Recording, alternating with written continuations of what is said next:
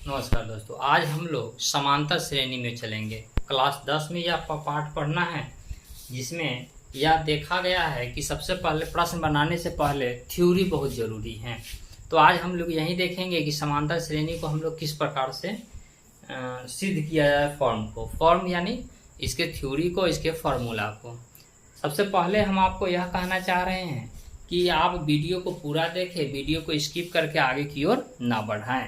ठीक है, तो सबसे पहला है समांतर श्रेणी। तो समांतर श्रेणी में होता कौन चीज है कि वह टर्म और उससे ठीक पहले वाला टर्म जो है उसका डिफरेंट जो है सो सेम होना चाहिए। जैसे एग्जाम्पल के तौर पर हम देते हैं 1, 2, 3, 4, 5 डॉट डॉट। यह देखिए, इसमें से इसको घटाया जाए या फिर इसमें से इसको घटाया जाए, इसमें से इसको घटाया जाए या इसमें से इसको घटाया, आप किसी में से किसी को घटा लीजिए, उसका मान जो है सो सेम आना चाहिए। उसी को हम लोग कहते हैं कि वह श्रेणी समांतर श्रेणी में है। एज फॉर एग्जाम्पल, इसमें से इसको घटाएंगे तो +1, इसमें से इसको घटाएंगे +1, इसमें से इसको घटाएंगे +1, इसमें से इसको घटाएंगे +1, यानी सेम क्वांटिटी मेरे पास आ रहा है, उसको हम कह देंगे कि यह समांतर श्रेणी में है। एक और एग्जांपल हम देना चाह रहे हैं कि कौन समांतर श्रेणी में है और कौन समांतर श्रेणी में नहीं है। जैसे 2, 4, 6, 8, 10 डॉट डॉट। फिर वही बात कर रहे हैं, इसमें से इसको घटा दें या फिर इसमें से इसको घटा दें, इसमें से इसको घटा दें या इसमें से इसको घटा दें। किसी टर्म में से कोई भी टर्म को यदि घटाया जाए, वह वैल्यू जो है सो सेम क्वांटिटी आता है, तो उसको हम लोग कहते हैं कि वह समांतर श्रेणी में है। चलिए घटाना शुरू करते हैं। 4 में से 2 को घटाएंगे +2, चलिए +2 आ गया। 6 में से 4 को, यानी 6 में से 4 को घटाएंगे, वह मेरे पास आ गया +2। 8 में से 6 को घटाएंगे +2, 10 में से 8 को घटाएंगे +2, यानी यह मेरे पास सेम क्वांटिटी आ रहा है। जैसे यह जो है सो यह भी समांतर श्रेणी में है और यह भी जो है सो समांतर श्रेणी में ही है। तो हम इस प्रकार के टर्म को कहेंगे कि समांतर श्रेणी में है। आशा करते हैं कि यह बात आपको समझ में आ गई होगी, कौन समांतर श्रेणी में है और कौन समांतर श्रेणी में नहीं है। तो अब जो है हम उसका एग्जाम्पल दिए हैं, कौन समांतर श्रेणी में है यह एग्जाम्पल हम आपको दे चुके हैं कि कौन समांतर श्रेणी में है और कौन अब नहीं है, उसके बारे में देखते हैं। जैसे देखिए, यहाँ 1 लिख देते हैं, उसके बाद 5 लिख देते हैं, उसके बाद 7 लिख देते हैं, उसके बाद 15 लिख देते हैं, उसके बाद 26 लिख देते हैं, उसके बाद 29 लिख देते हैं।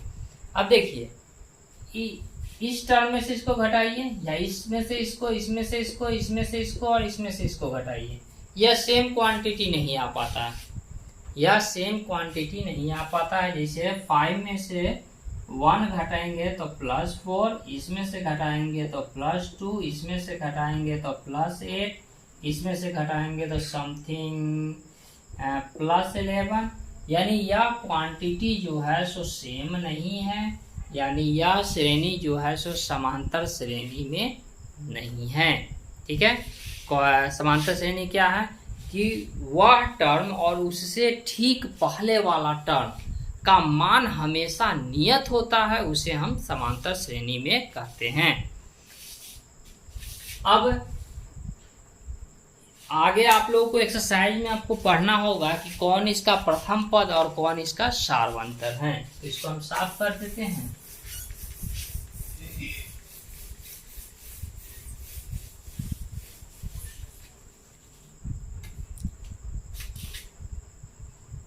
दो, 4, 6, 8, 10, 12 डॉट डॉट। यह बात तो स्पष्ट हो गई, आपको देखने से पता चल गया कि यह श्रेणी जो है सो क्या है, समांतर श्रेणी में है। ठीक है, तो समांतर श्रेणी में है, तो इसमें आप हमको देख के बताइए कि सबसे पहले कौन टर्म लिखा हुआ है। आपका जवाब होगा कि सर सबसे पहले जो है सो 2 लिखा हुआ है। आपका जवाब क्या होगा कि सबसे पहले क्या लिखा हुआ है, 2 लिखा हुआ है। तो हम इसको प्रथम पद बराबर लिख देंगे 2। इसको शॉर्ट वेग में हम ए से सूचित करते हैं, वह भी छोटा वाला ए से, ए बराबर 2। अब आती है बात कि प्रश्न में आप लोगों से पूछा जाएगा कि इसका सार्व अंतर क्या है, पदांतर क्या है और कॉमन डिफरेंस क्या है। तो सार्व अंतर का मतलब होता है कि आप जो डिफरेंस इस सबका निकालते हैं, किसी में से किसी को घटा लीजिए। 4 में से 2 घटाएंगे +2, इसमें से घटाएंगे +2, इसमें से घटाएंगे +2, इसमें से घटाएंगे +2, इसमें से घटाएंगे +2। तो आप इसमें लिख दीजिए कि सर इसका सार्व अंतर जो है सो 100 में से घटाने पर कितना आ रहा है, 2 ही आ रहा है। तो इसका सार्व अंतर जो है सो 2 हो जाएगा। क्लियर है। तो आज हम लोग सीखे कि कौन इसमें से इसका प्रथम पद है और कौन इसका सार्व अंतर है। चलिए अब आते हैं थ्योरी की ओर और देखते हैं कि आगे क्या है।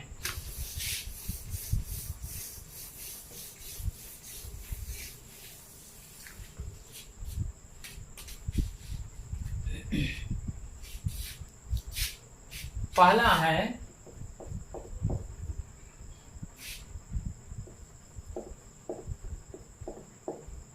समांतर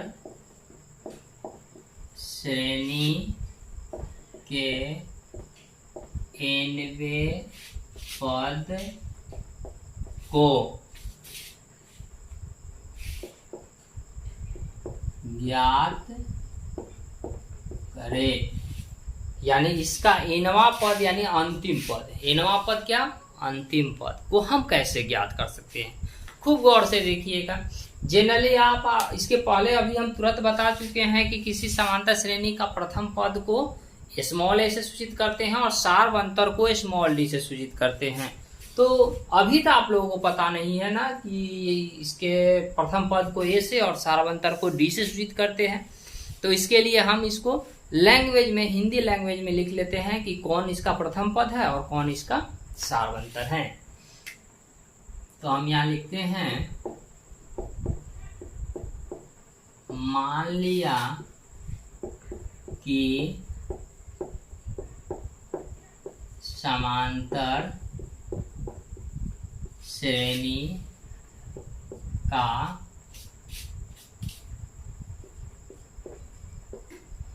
प्रथम पद ए और सार्व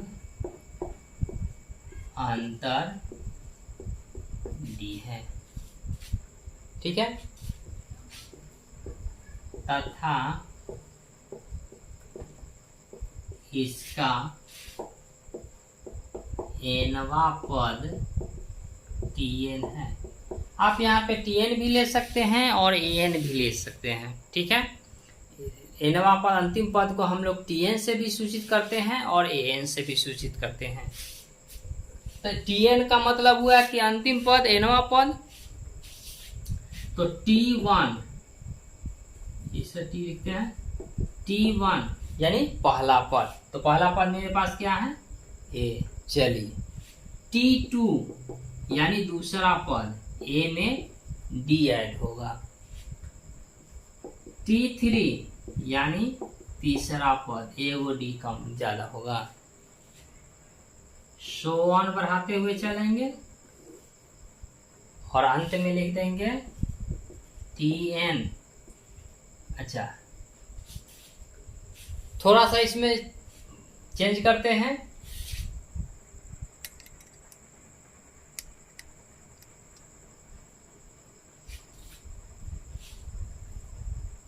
यहाँ देखिए A है तो यहाँ पे हम लिख देते हैं A plus 1 minus 1 into D, यानी A प्लस 2 में से 1 घटेगा तो 1 होगा, यानी A प्लस 3 में से 1 होगा। तब देखिए यहाँ पे 1 है, 2 है, 3 है।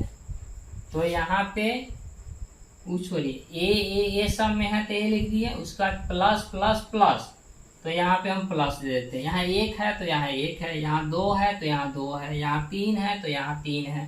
तो तो यहाँ n है तो हम यहाँ क्या लिखेंगे n, और यहाँ पे माइनस है तो हम माइनस दे देते हैं। 1 सब में है तो 1 और इंटू डी, यानी समांतर श्रेणी के nवां पद यही हो गया। यदि आप प्रश्न में आप लोगों को दिखाना होगा कि समांतर श्रेणी का nवां पद क्या होता है तो हम आसानी से इसको ज्ञात कर सकते। फिर देख लीजिए T1 यानी पहला पद, T2 यानी दूसरा पद, T3 यानी तीसरा पद और Tn यानी अंतिम पद। ठीक है, थोड़ी सी बात और बताना चाह रहे हैं, ऊपर से इसको देख लीजिए। समांतर श्रेणी के nवें पद को कैसे निकालते हैं। मान लिया कि समांतर श्रेणी का प्रथम पद a और सारवंतर d है तथा इसका nवां पद Tn है। T1 a और T2 a plus D, T3 a plus 2d और डॉट डॉट करके इसी आगे की ओर बढ़ेंगे तो Tn बराबर a plus n minus 1 into D. अब आते हैं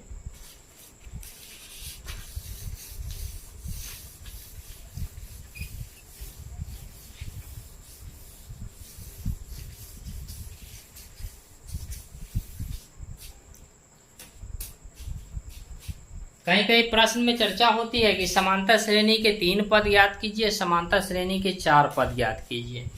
तो यदि समांतर श्रेणी के 3 पद हो, यदि समांतर श्रेणी के 3 पद, समांतर श्रेणी के 3 पद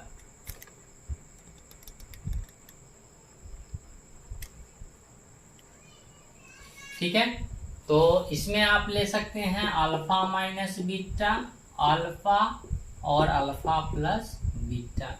ठीक है, आप इसमें अल्फा माइनस बीटा, अल्फा और अल्फा प्लस बीटा, अगर आपकी इच्छा है तो आप ले लीजिए a माइनस डी, a और a प्लस डी।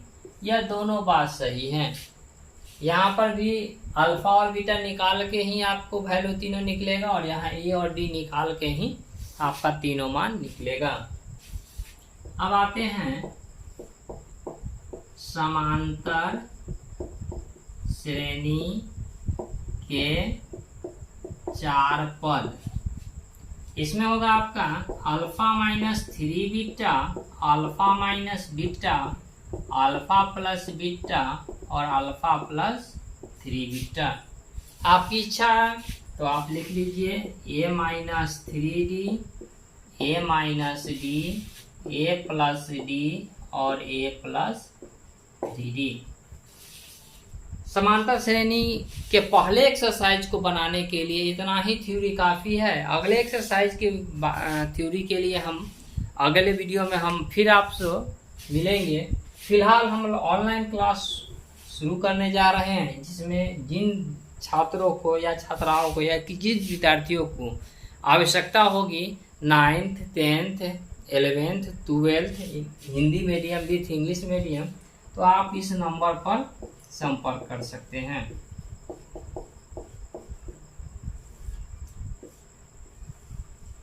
पंद्रह जून से हम लोग ऑनलाइन क्लास शुरू कर देंगे।